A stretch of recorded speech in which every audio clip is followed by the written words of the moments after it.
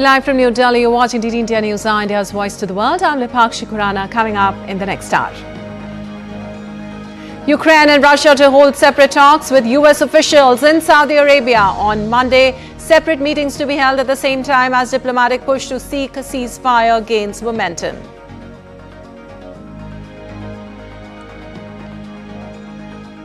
Trump signs order aimed at shutting down the Department of Education. Also signs order to boost critical mineral production, says rare earths deal with Ukraine soon.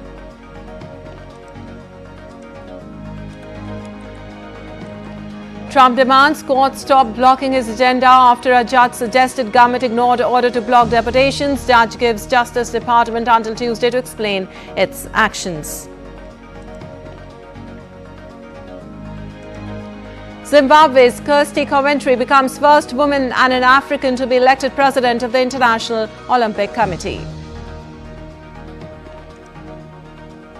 Another red flag for global warming. Glaciers around the globe are melting faster than ever. UNESCO's recent report says last 3 years witnessed largest glacial mass loss on record.